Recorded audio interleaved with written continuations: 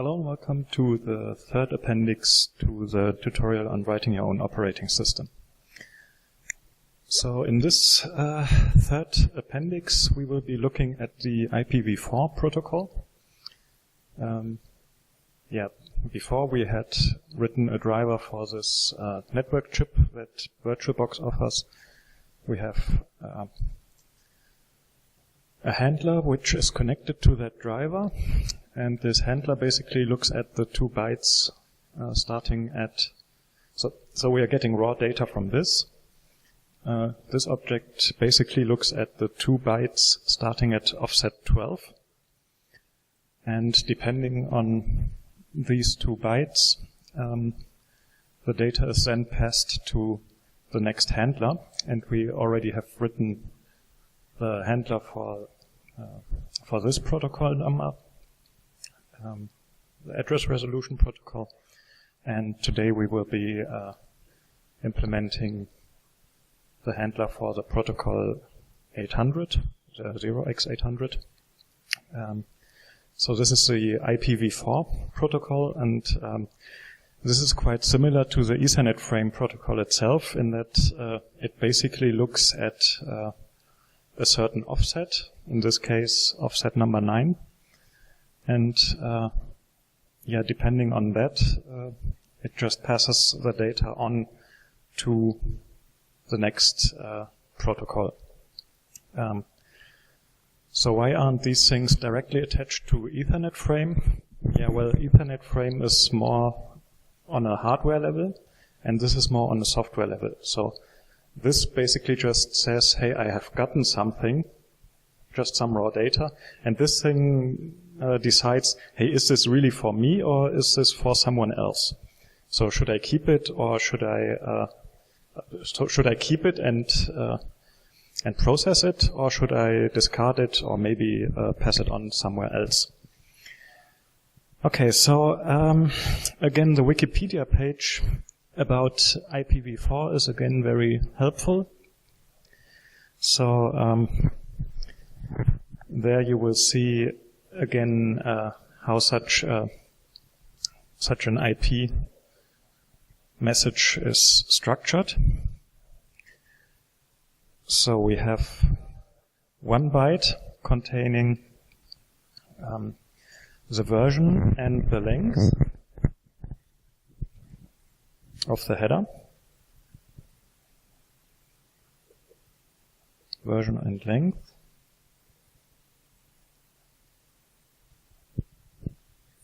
Which are half bytes, both. Then we have 1 byte, which, in the Wikipedia page it tells you this is differentiated services code point and explicit congestion notification. But in practice, this is used for something else nowadays. This is for the type of service, and that mostly says, hey, is this a privileged message? So should it be handled with priority or not? So we will basically just set that to 0 all the time, which says, no, this is not privileged, this is just a normal message. Then you have 2 bytes. So this is 1 byte, this is 1 byte.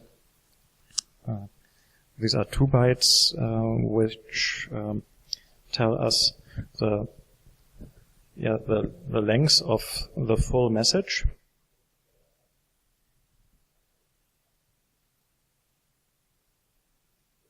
So this tells us the length of the full message, and this only of the header. Okay. And both of these are in 32-bit integers. So the numbers that you find here and there, you have to multiply with 4 to get the number of bytes. Okay. yeah, this is the first 32-bit block. And then we get something called the identification, and another 2 bytes, yeah, which actually are 3 bits and 13 bits. Yeah, this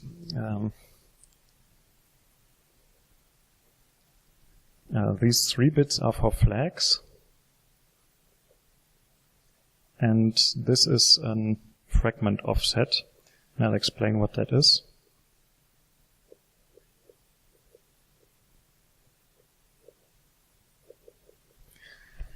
So these messages have a limited size.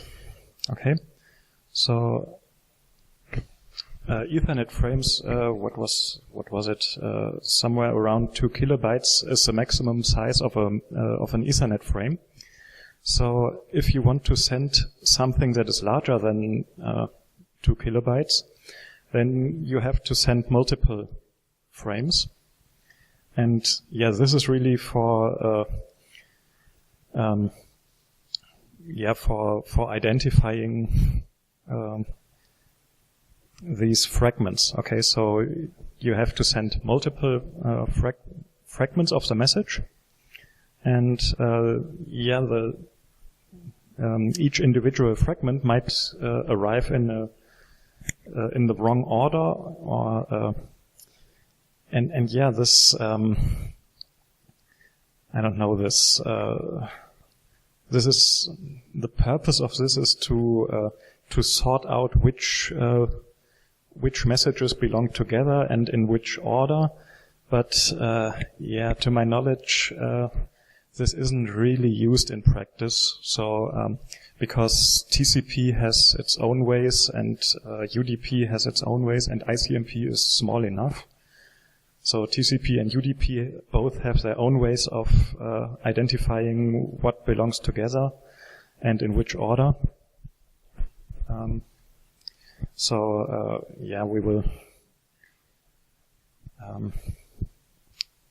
We will basically just use some random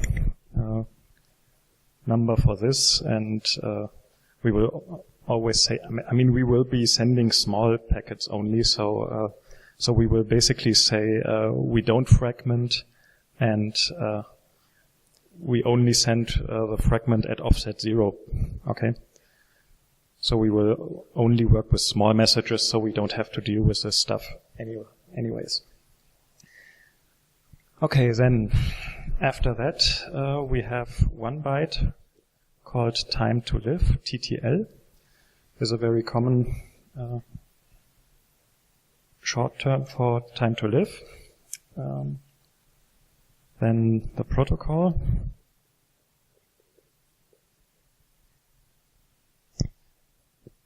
Both 1 bytes, and then a 2 byte checksum.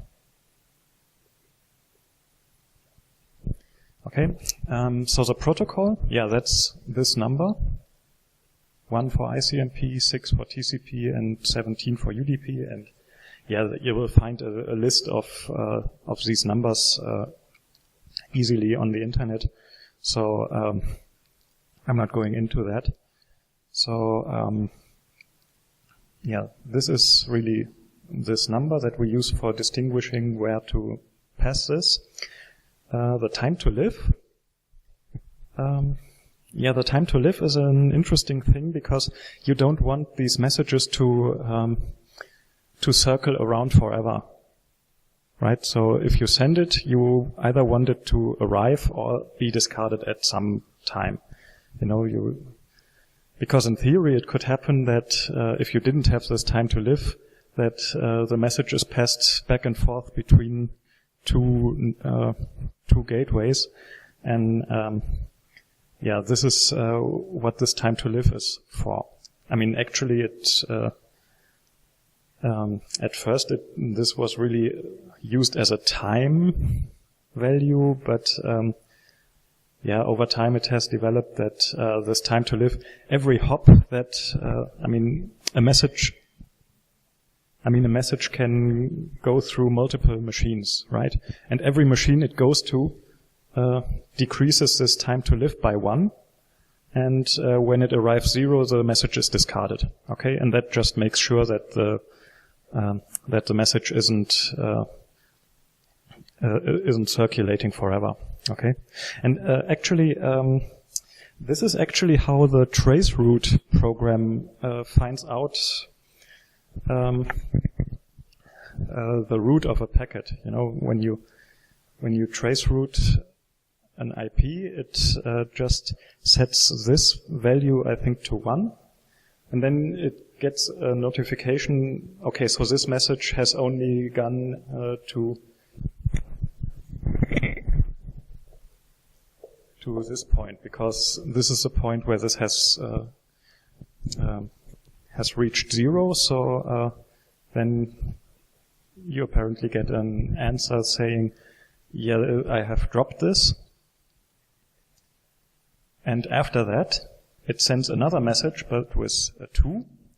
Then it's discarded at the second hop, gets a message, this is where it has been dropped, draws that IP address, then it sends another message with 3, and so on. And so, like this, it always gets messages of where these packets have been dropped. So this then shows you the route that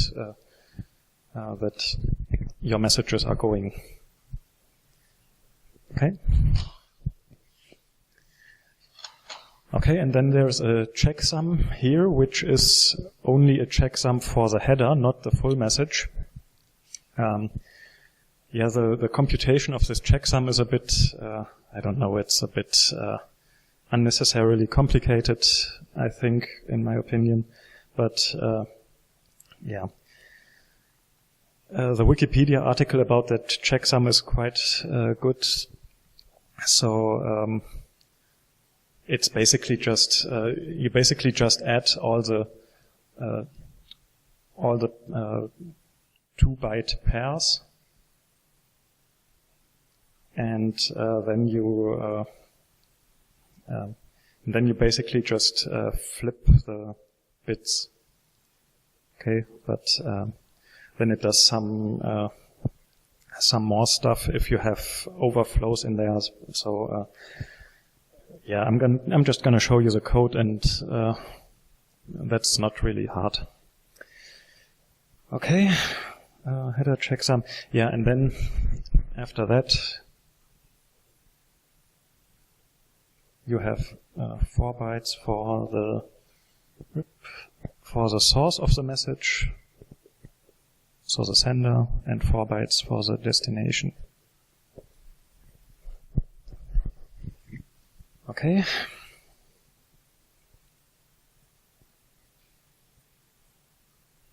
So if you count this, then these are 20 bytes. So why is there this length in the beginning? Well, you are allowed to add some more options behind that.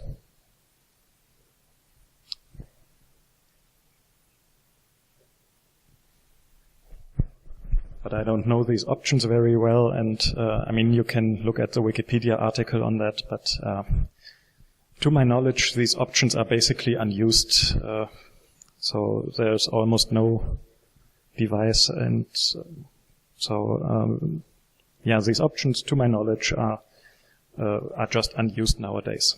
So, but that's why you have this length in the header.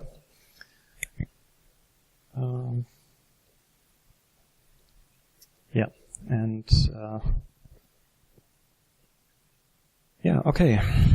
So let's code this.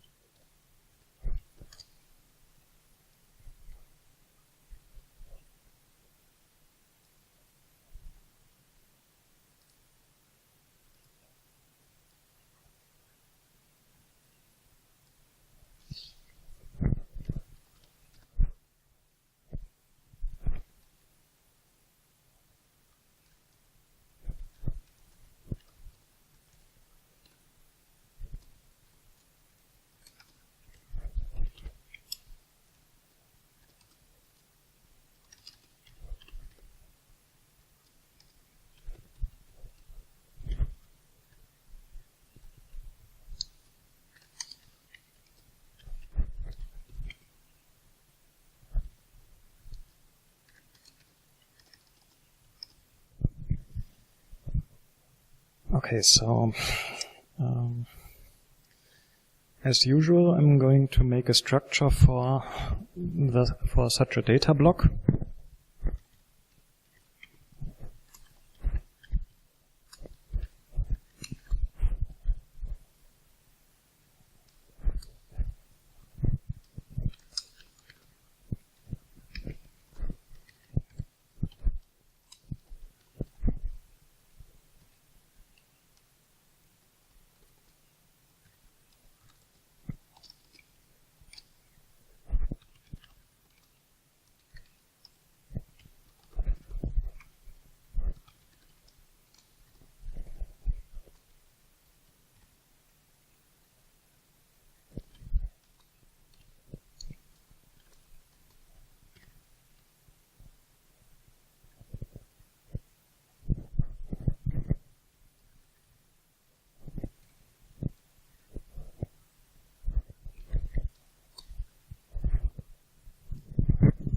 So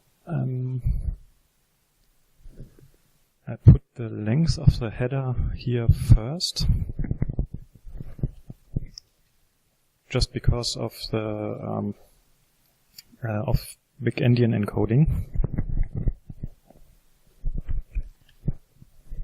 So this version number will always be 4, because we are using IPv4.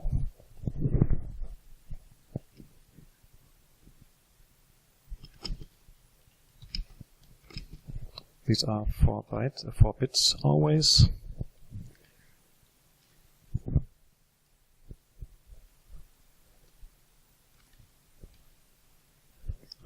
And 8 bits for the type of service.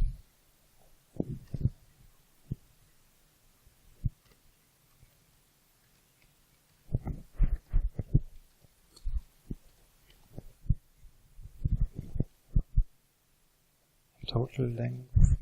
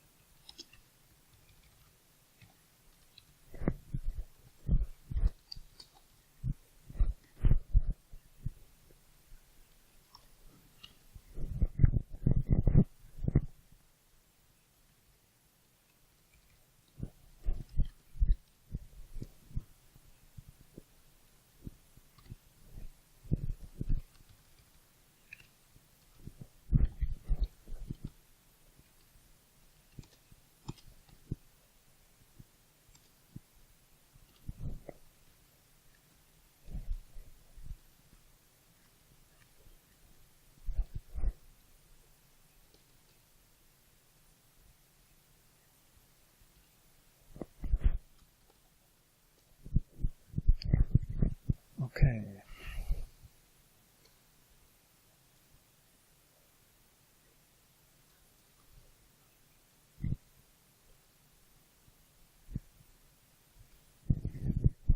Now this is going to be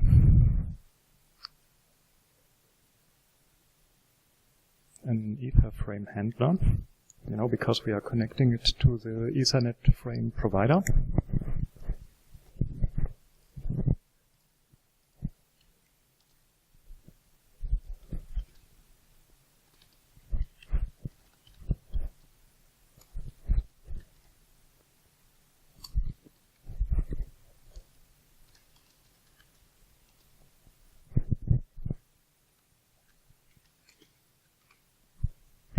And we are basically doing the same system again. So the Internet Protocol provider will look at an Internet Protocol message, and depending on the protocol, pass the message to an Internet Protocol handler. So basically the same idea that we had here, where we had an Etherframe provider passing the messages to Etherframe handlers. And it's actually so similar that I'm going to copy some of this.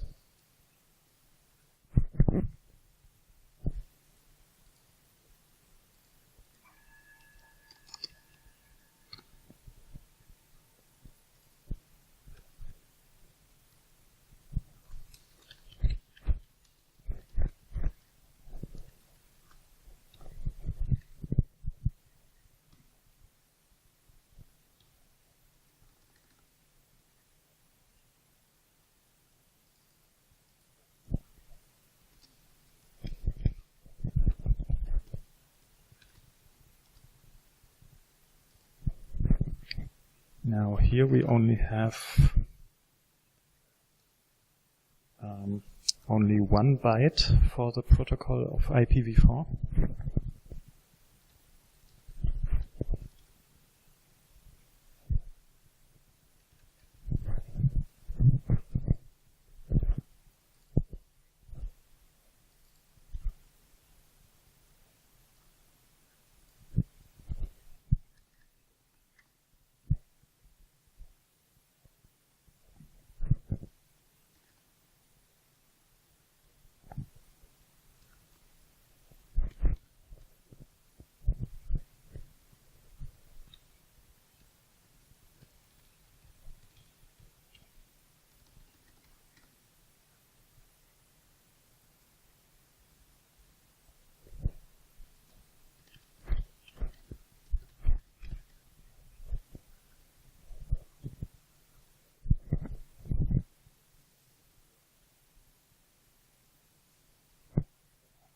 Okay. And when we want to send something, then we only need a 32-bit.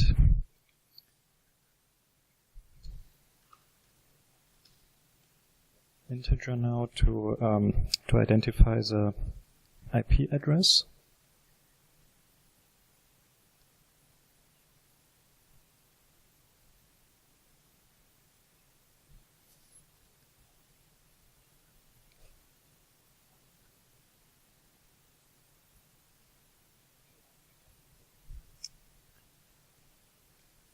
Okay, but one thing more, I will also pass the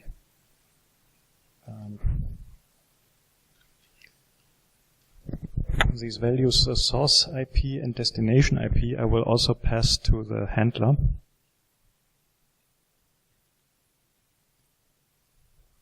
Because, for example, the TCP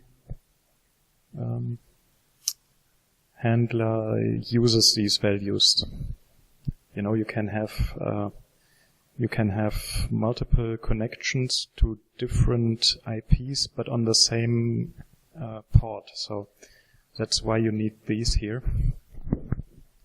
So these are to distinguish different connections on the same port.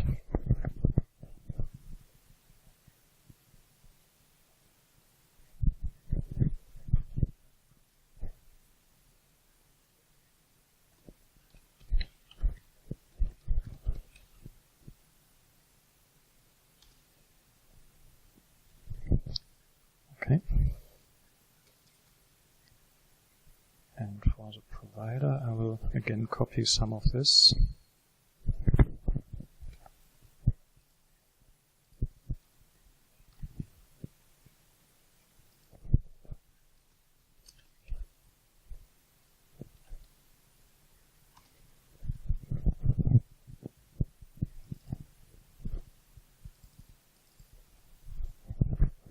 So here we only have 1 byte,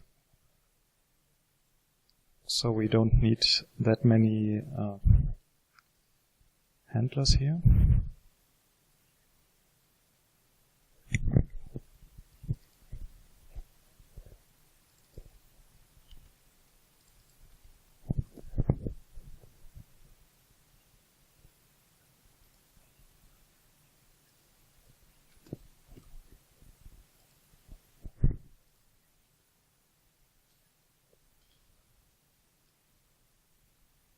So here we don't receive raw data. Here we receive Ethernet frame payload. So that's why I have copied the method from the Ether frame handler now.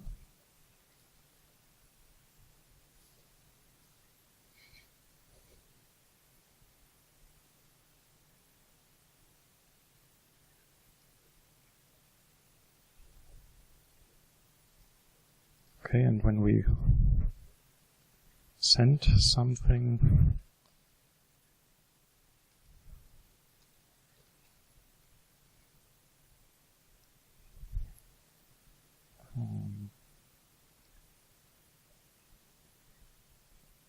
then we have to pass an IP address, a protocol number,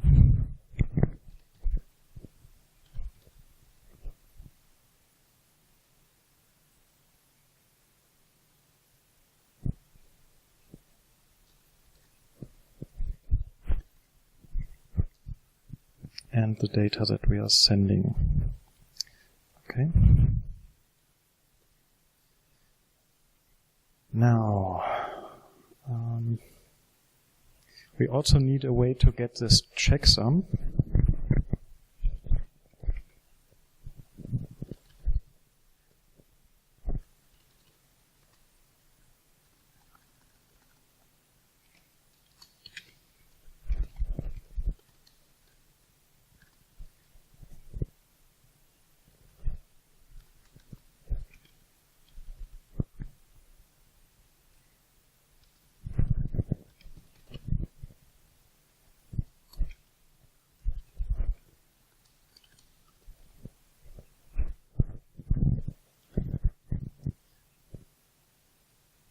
Okay.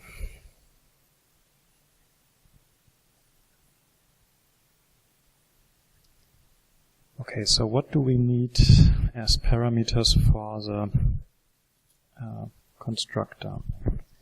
Well, we need the backend.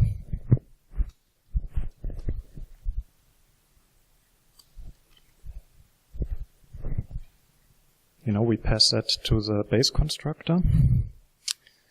Then, then we need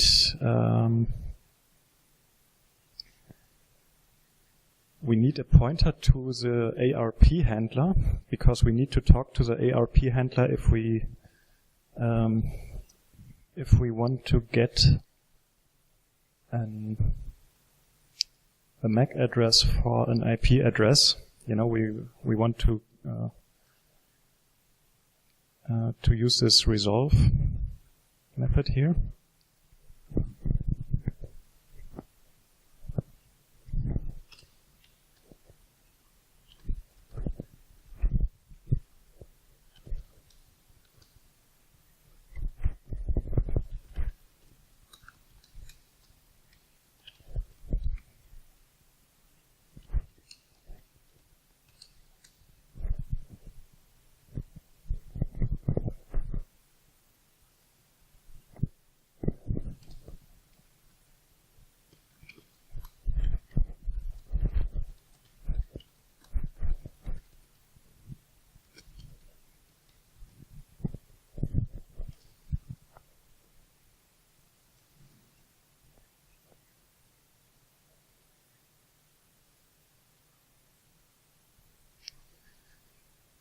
Okay, and then what we need is, we can already ask the backend for our own IP address, but we need the IP address of the default gateway and our subnet mask, and I will go into why we need that soon.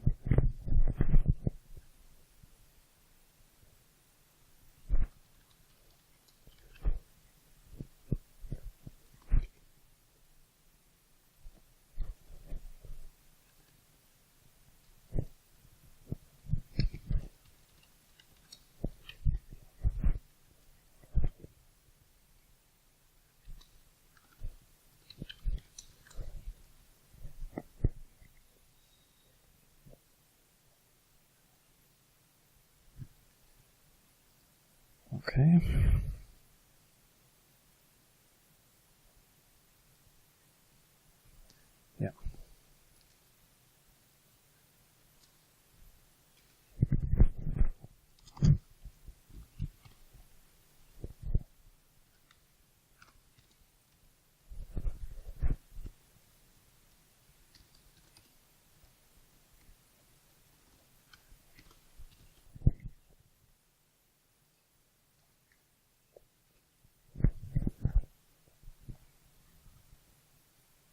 Okay, so this is how we do that.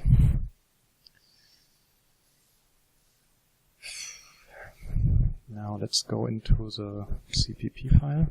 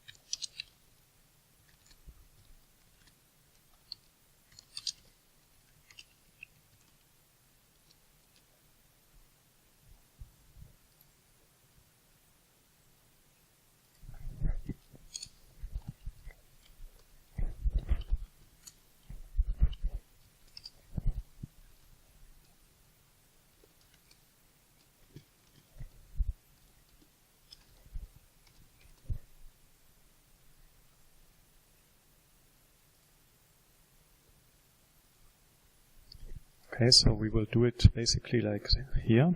So we've stored the protocol number and the backend, and now we register ourselves in the backend as handler for that protocol.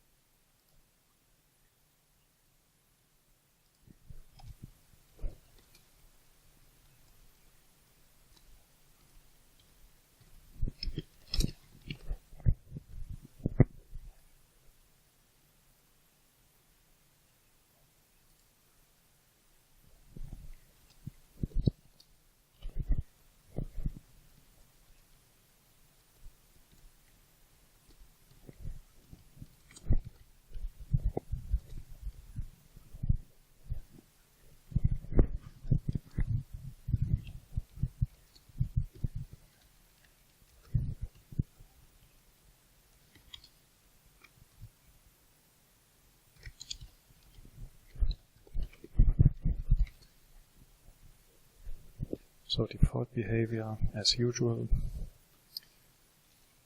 we just discard the message and say we don't want to send it back. And yeah, when we want to send something,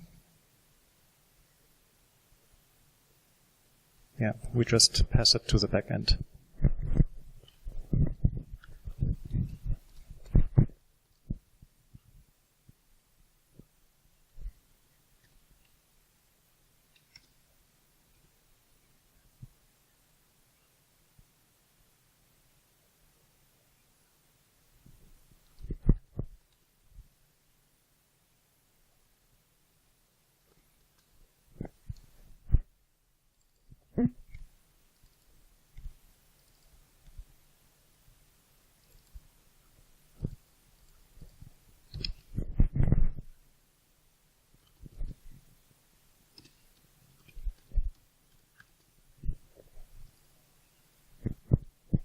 Okay.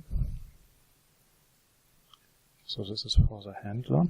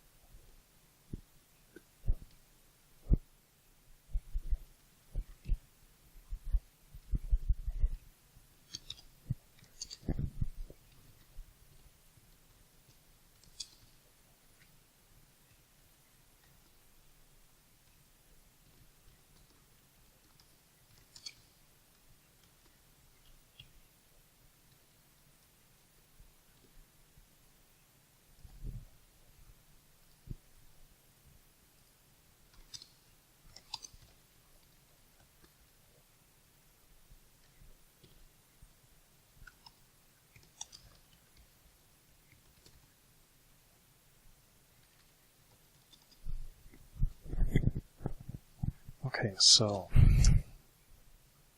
the constructor will set all the handlers to 0 at first.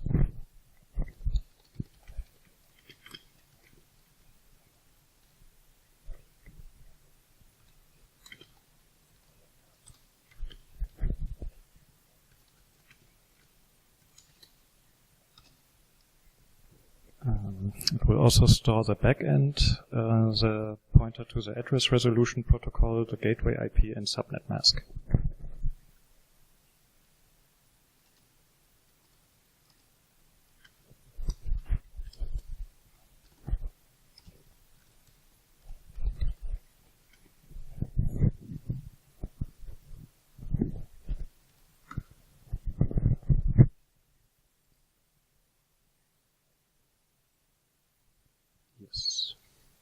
So here we pass the ether type 0x800 to tell the ether frame handler that this is our ether type.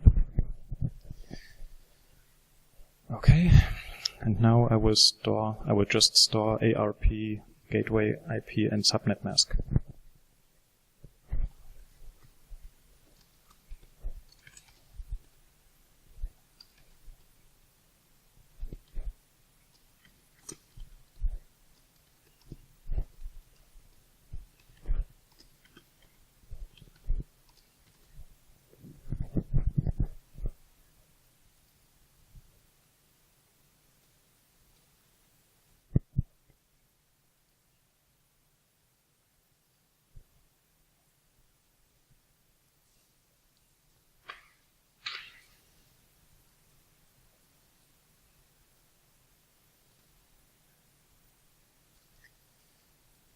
Okay, so when we receive data, we will basically do the same as in the Ethernet frame.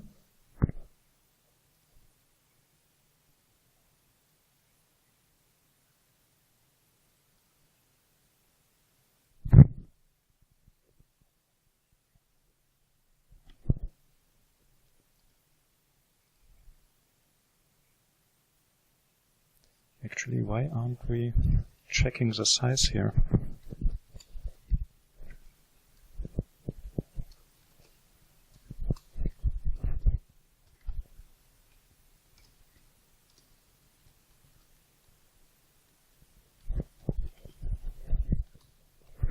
So we first check if this, if the data we received is large enough.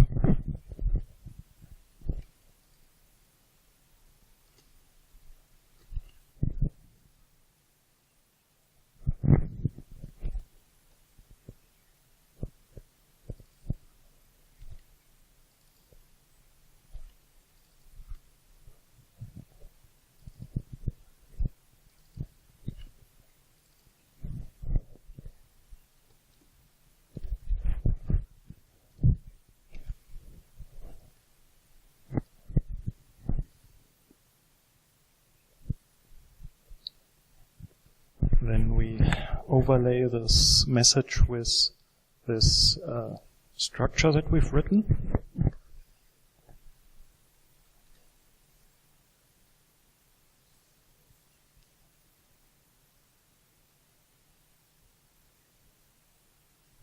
Yeah, we haven't really checked if the message is for us. So if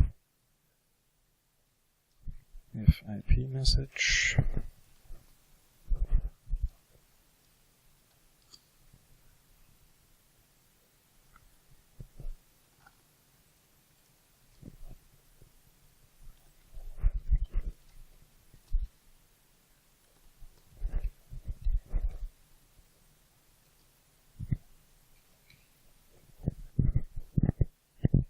so only if the message is really for us,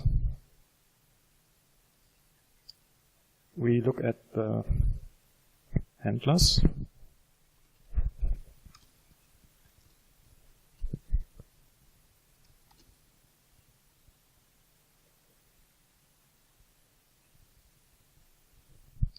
So if we have a handler for that protocol,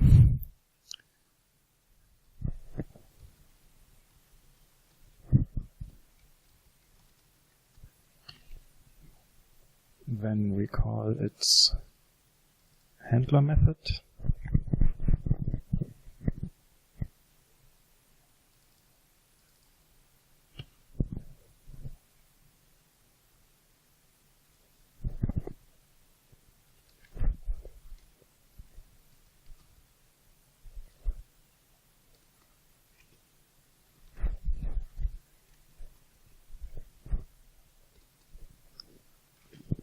So we give it source and destination.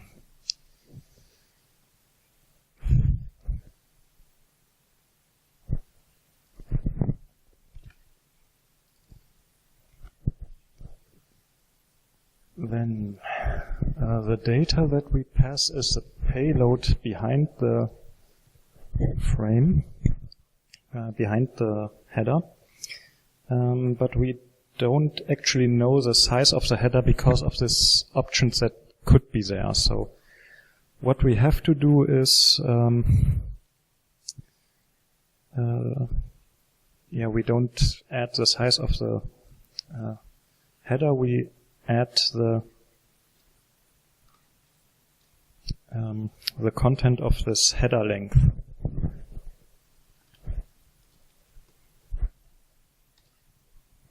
Multiplied with 4 because it's in 32-bit steps.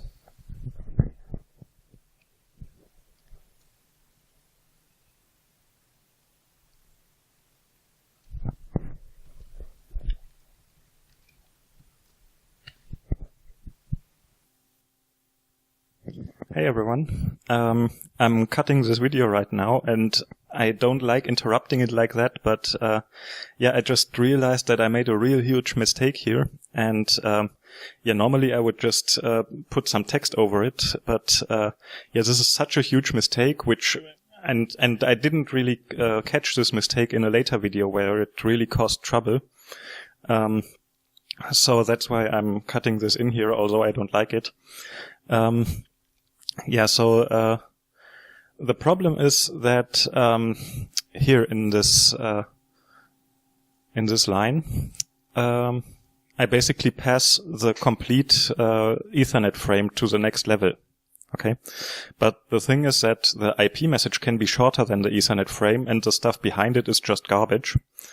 And okay, if you just print it, then the stuff behind it, it's all zeros, so printf immediately terminates on them, so you won't see them, but in a later video this really caused a lot of trouble, and as I've said, I wasn't able to find it, this here is a big problem. So you shouldn't use the size here, you should use the total length from the IP message. And actually you shouldn't even use that.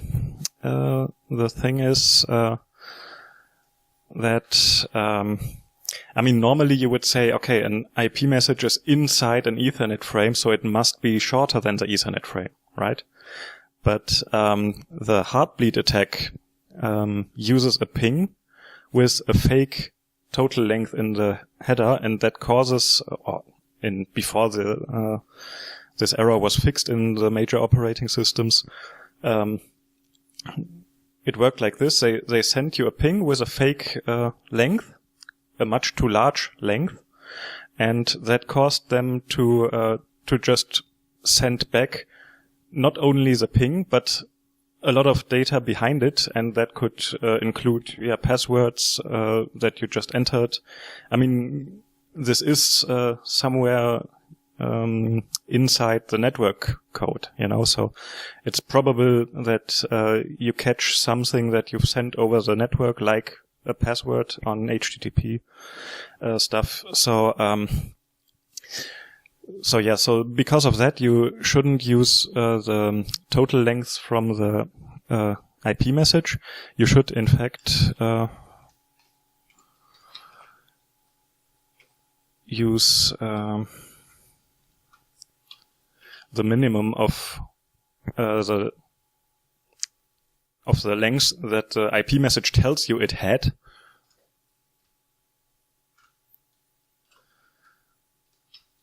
and the size of the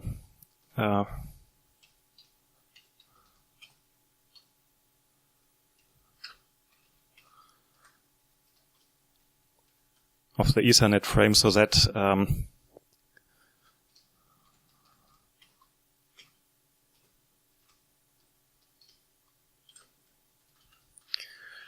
that even with a fake length, you won't do stuff with the data behind the actual Ethernet frame.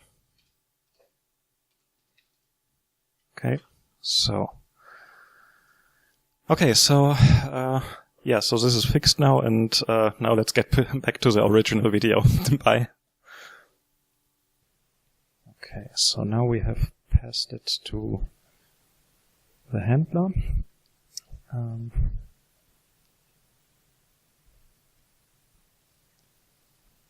And when the handler tells us that he wants to send the data back, then what do we have to do? Yeah, we have to switch out the source and the destination, just like here.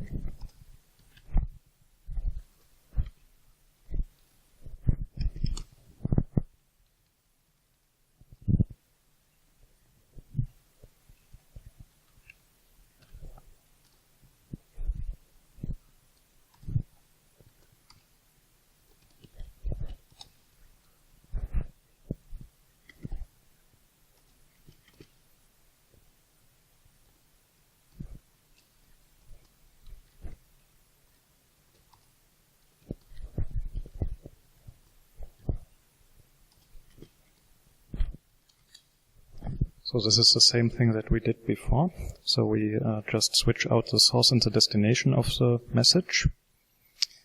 Then we reset the time to live.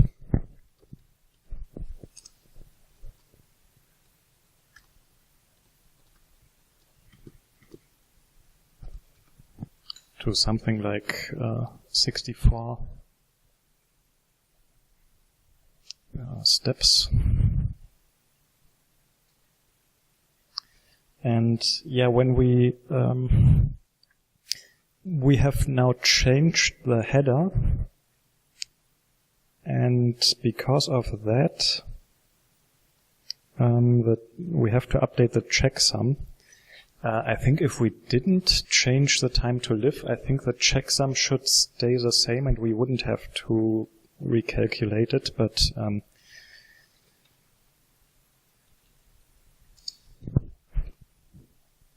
I think it wouldn't be a good idea not to reset the time to live, so.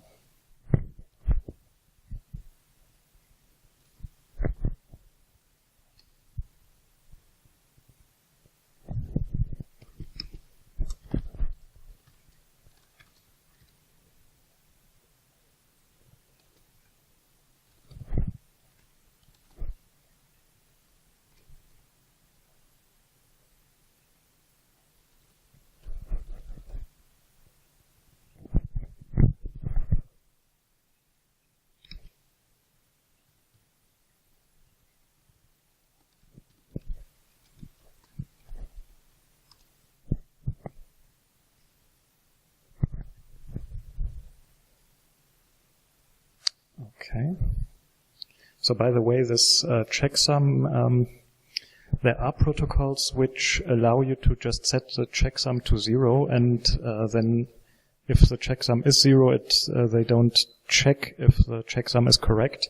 But IPv4 is more strict on that. So if you don't have a correct checksum, then the recipient is supposed to drop the message. So we really have to implement this method here.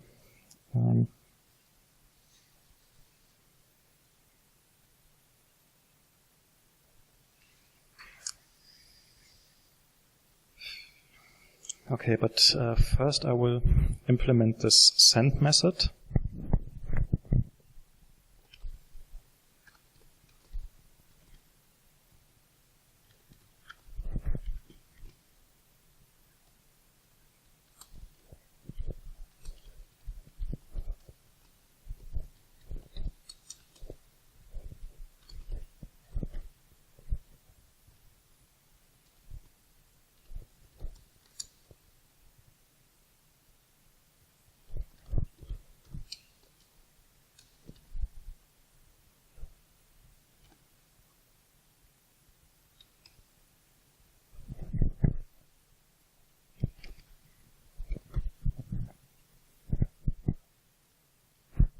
really should write a better way of doing this, like a static malloc function or something, but yeah.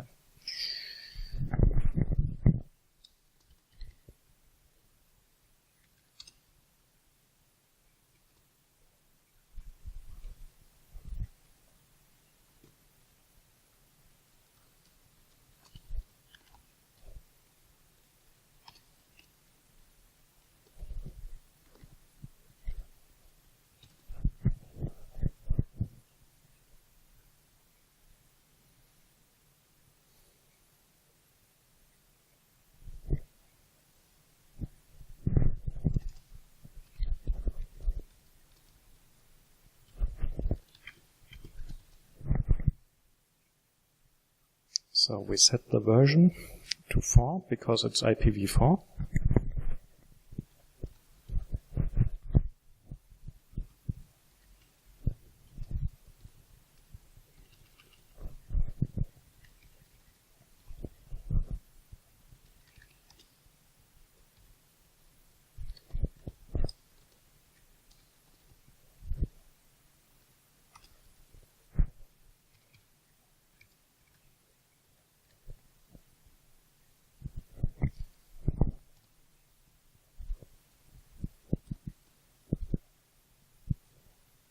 What did we call it? Oh, TOS only. The type of service is just 0. So it's not a privileged message.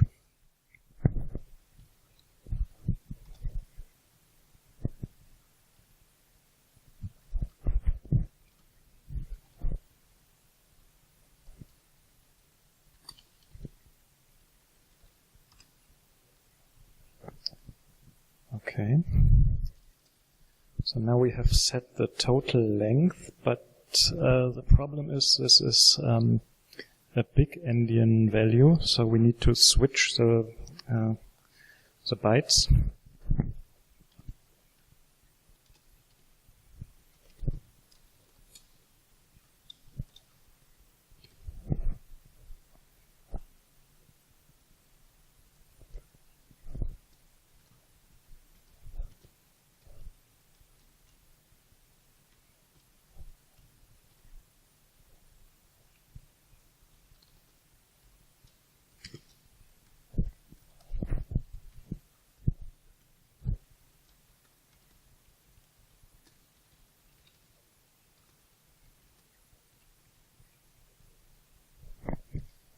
So now we have the total length.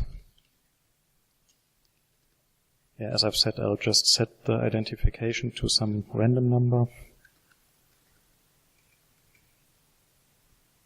This is just 1.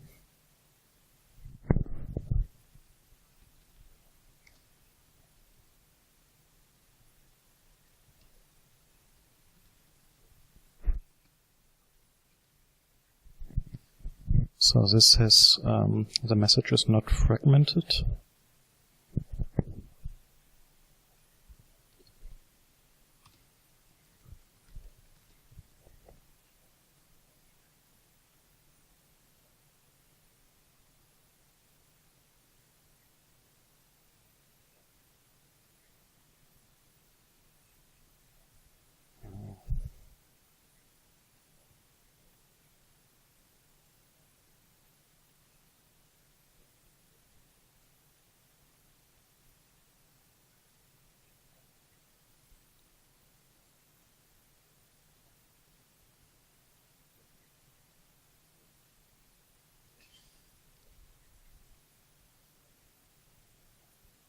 So in my implementation I used this, but I'm not sure if that was for the flags.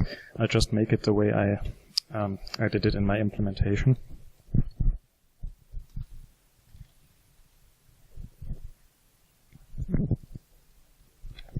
Where I just used this, these together.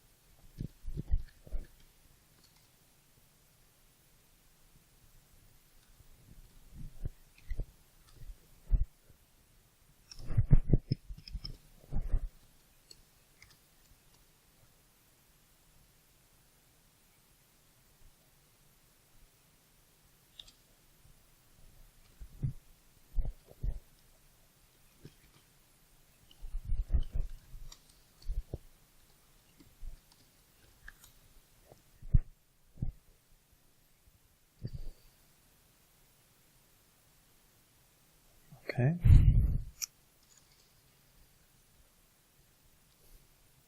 So then we set the checksum. We need to initialize this with 0 because the checksum will also add this value when it adds all the values together, and if it wasn't 0, you would get an error, and the packet would be dropped.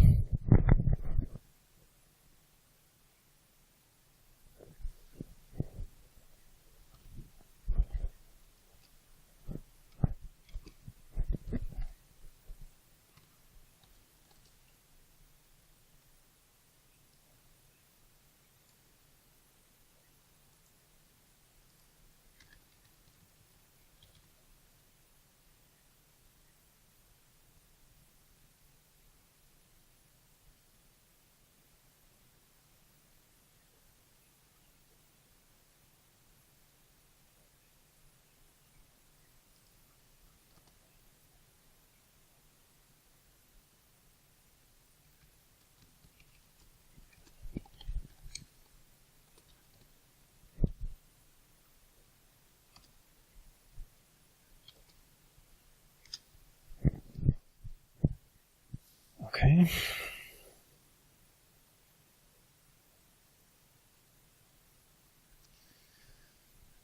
Now, so the header is finished now.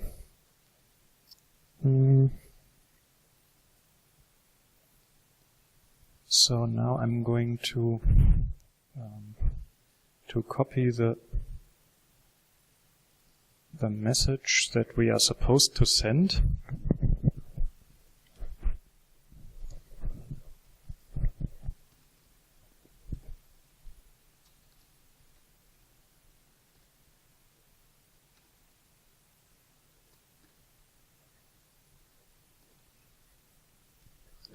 So a buffer iterator.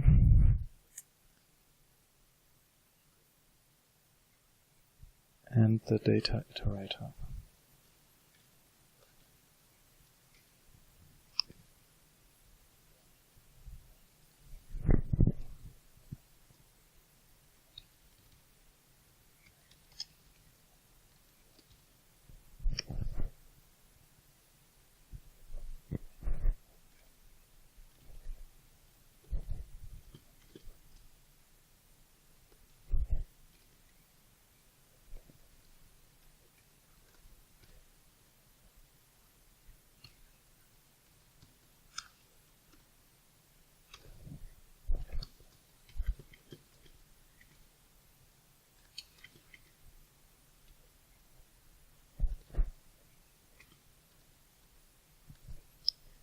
So this is not the fastest way to do it, but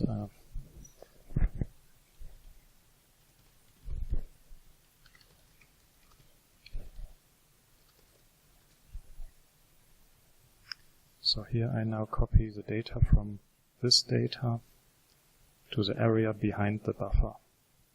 Okay.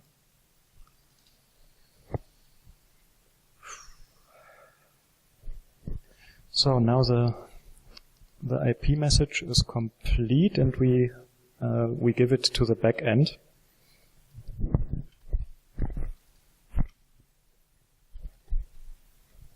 And this is the point where the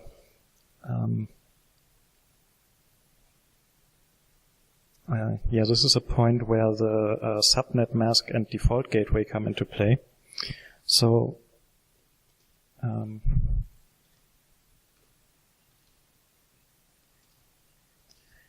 So by default, we want to send the data to the destination. Okay. So this route is really the IP address that we will resolve using the ARP. But so if the target IP address is not within our own subnet, so not within our local area network maybe, so if it's somewhere outside, then we don't talk to recipient directly, so we don't resolve the MAC address ourselves. In that case, we leave this to the gateway. Okay, so.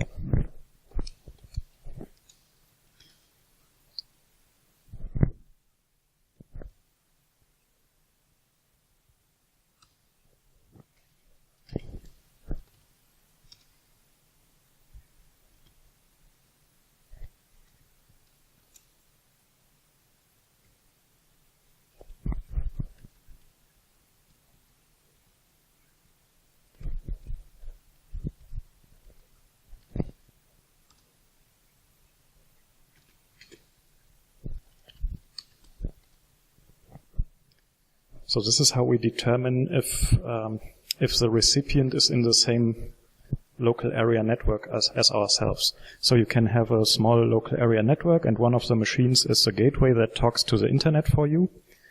And if you have a machine outside of your local area network, and this is determined by this subnet mask, then you don't send the data directly to the recipient, so you don't resolve the recipient's IP address. Instead, you resolve the IP address of the gateway and send it to the gateway.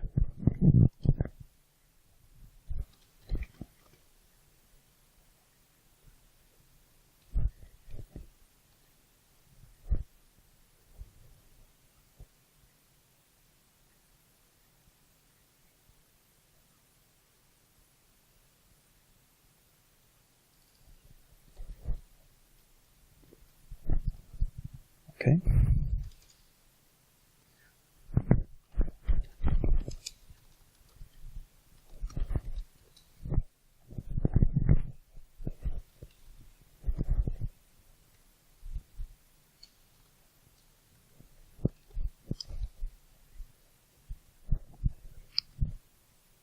So now we ask the ARP for the MAC address, which we pass to the Ethernet frame handler.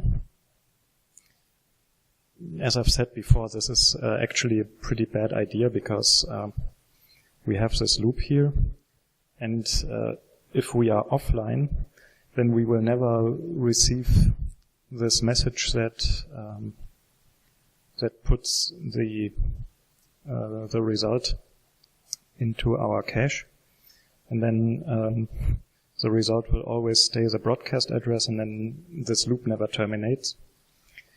So you need to come up with better ideas here.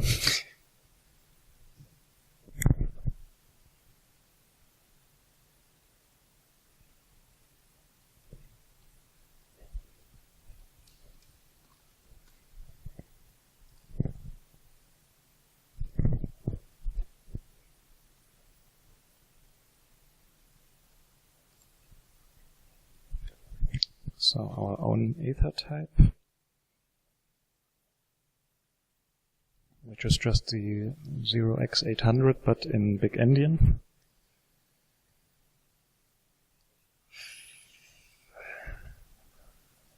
Then, we send the full buffer,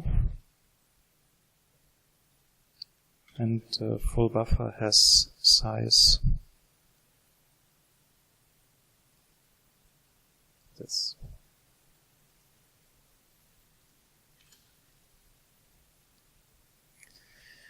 Okay, so now we'll, after that, the backend should have sent this, and then we should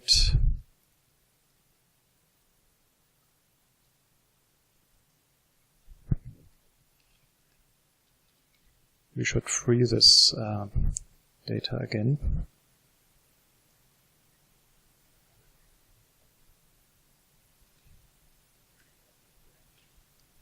And I think in the ether frame we did the same thing. Here we allocated a buffer and added our own data to it and copied the data that we are supposed to send.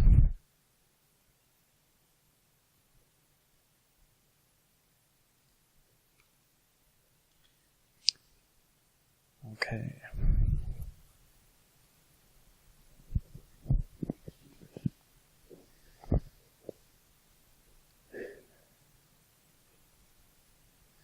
Yeah, so this is all we have to do, except for the checksum. But the checksum isn't that hard, actually.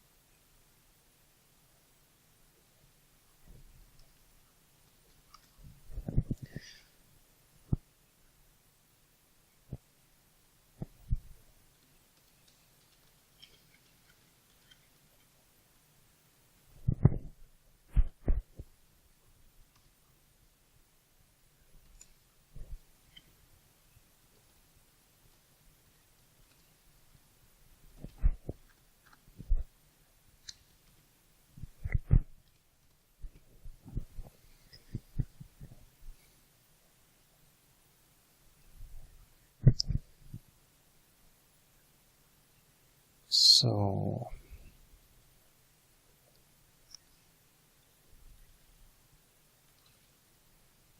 yeah, we add the data, but in big endian again.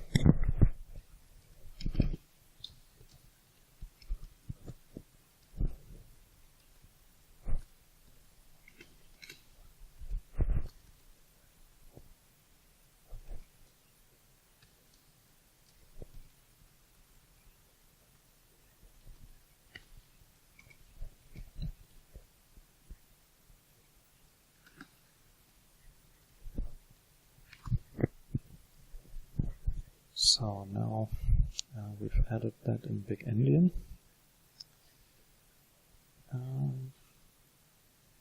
Yeah, what happens if the data we send is an odd number?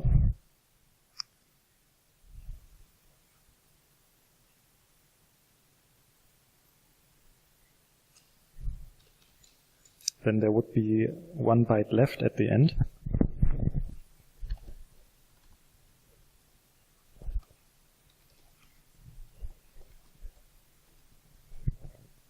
So if it's an odd number,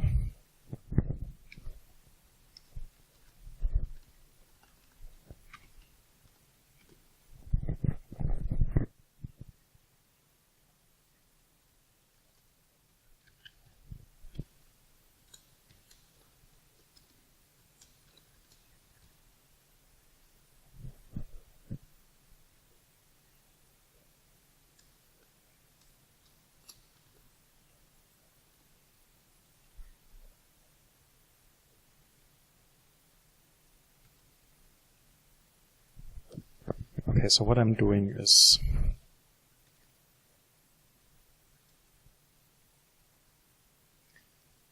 I cast this to a 1 byte array. So an array of single byte values.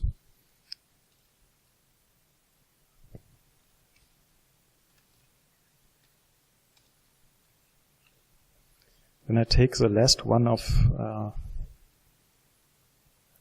these.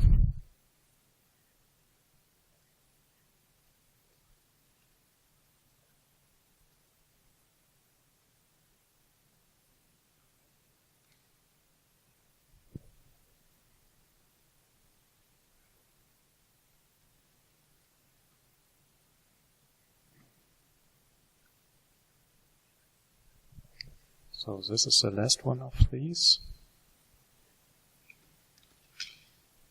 And then I shift it to the left.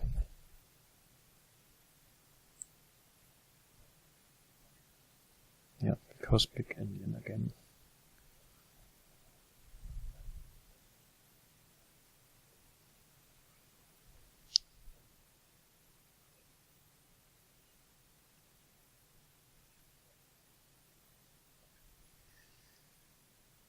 Okay.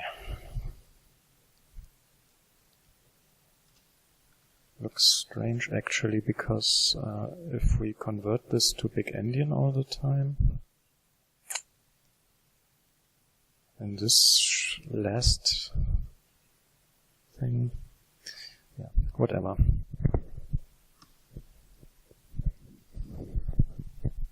Now in the end, we will return this temp value, again, to big endian.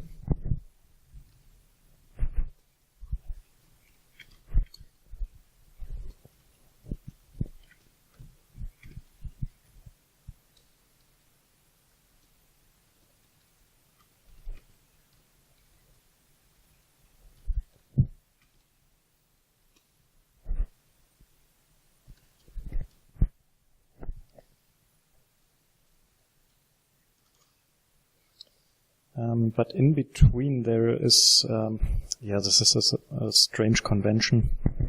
So if we have an overflow in this, when we sum this up, then we basically have to add the bits that we have that were overflown back to the 16 bits. You know, we have a 32-bit value here. And if we have an overflow, then that's the case when there's something above the last 16 bits.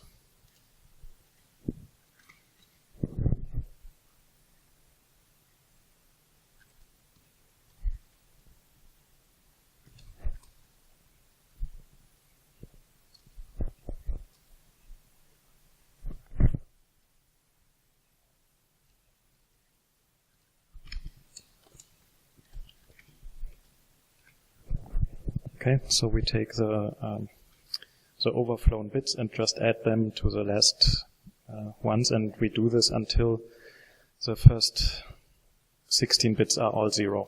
Okay, it's a strange thing. If you ask me, it's too complicated, but yeah, this is all we have to do for IPv4.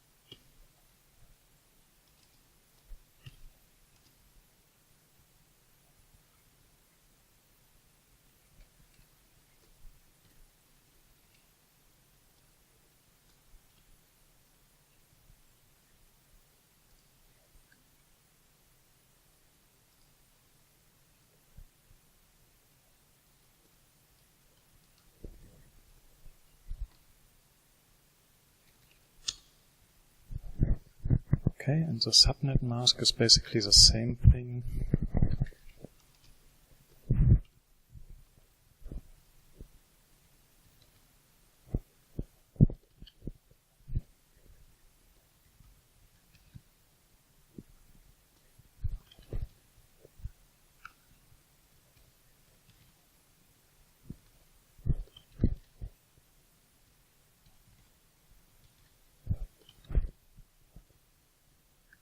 255, 255, 255 is a normal subnet mask.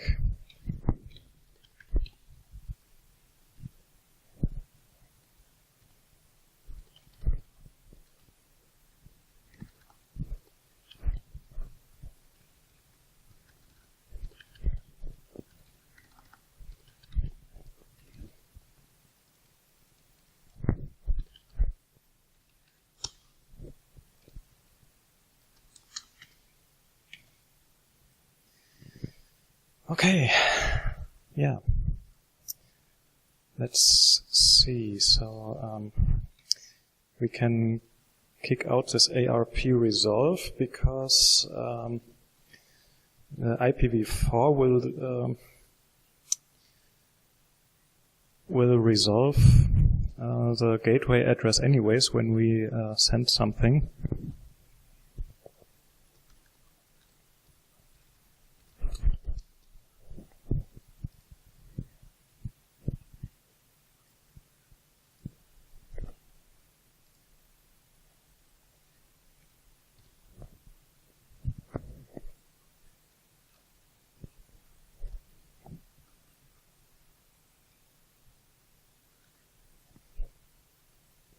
So this would be the big endian encoding of IPv4, so 0x800.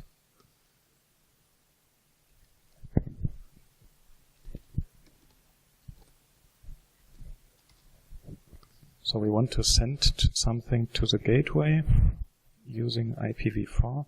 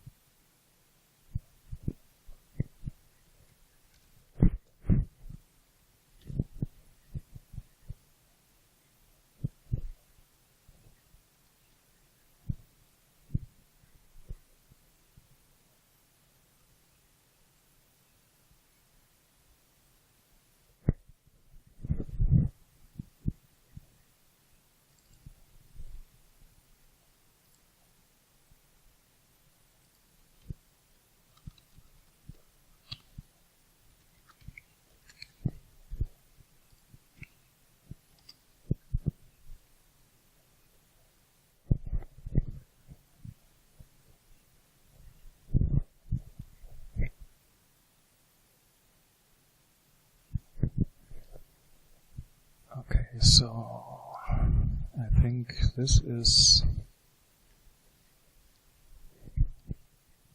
this is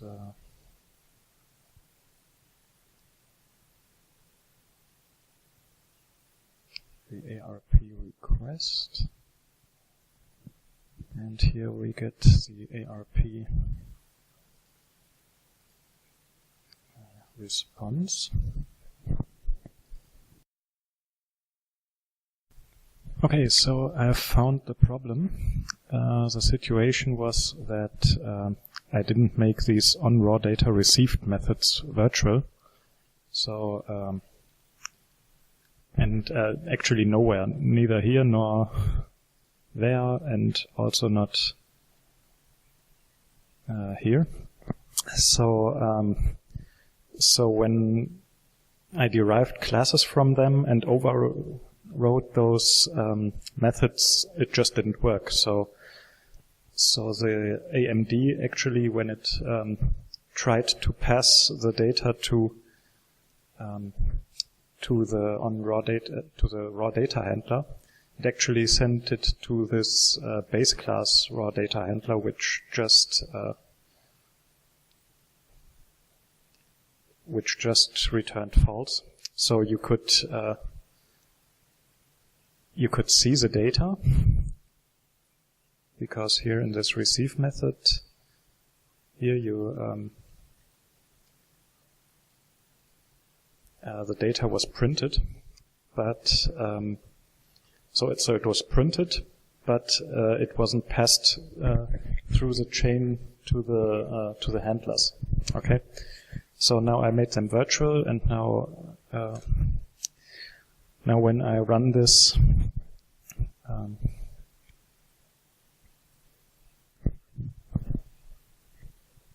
then you can see here's a ARP request, here's an ARP response, and here is this IPv4 message.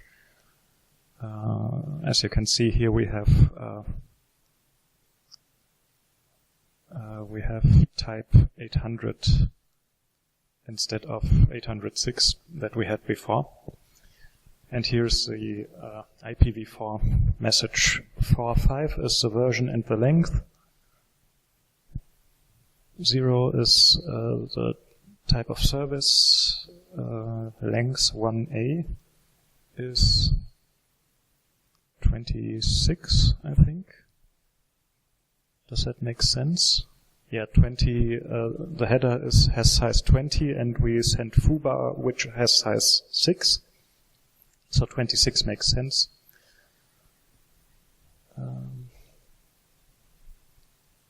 Then this identification and fragment stuff.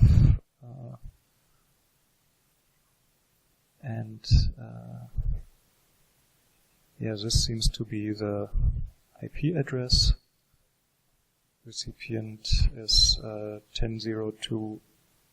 Sender is 10.02.15. Recipient is 10.0.2.2. The gateway.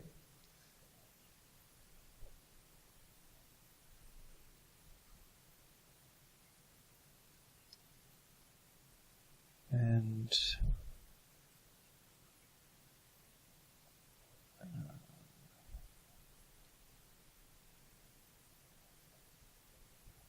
the protocol. The protocol. I set the protocol to 0x800, I think. That doesn't really make sense here. Here, this doesn't make sense because this is an IPv4 protocol and not an Ethernet frame protocol. So here we should put something like 0x01 for ICMP or 0x06 for TCP, but 0x0008 didn't make sense.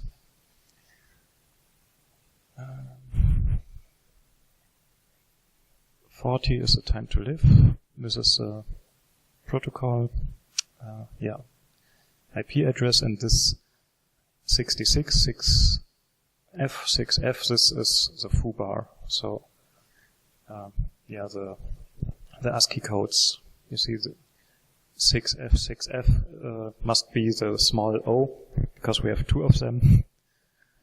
Yeah, so yeah, we have sent an actual IP message, although it doesn't. It's not an actual ICMP message or TCP or UDP or anything, but yeah, this is an IP message. One last thing that I think we should do. Here when we send, we set the checksum to 0 before we compute the checksum.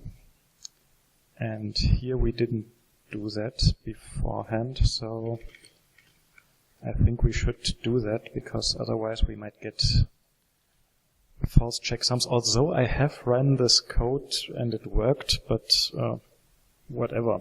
I mean, it might possibly it has been processed by something that just ignored the checksum, just like we do. So yeah. But yeah, there you have it. We are sending IPv4 messages. We are not receiving IPv4 messages yet, but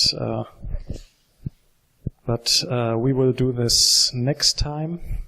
Yeah, next time we will implement the ICMP protocol, at least a small part of it, the ping, which is done on this protocol. So yeah, I think this is a good point now to finish the video. So yeah, see you next time. Don't forget to subscribe so you don't miss the next video on ICMP, so you learn how to ping. Yeah, don't forget to hit like if you liked this video. I think IPv4 is really something nice to have, so I like this video. Yeah, so see you next time, and bye.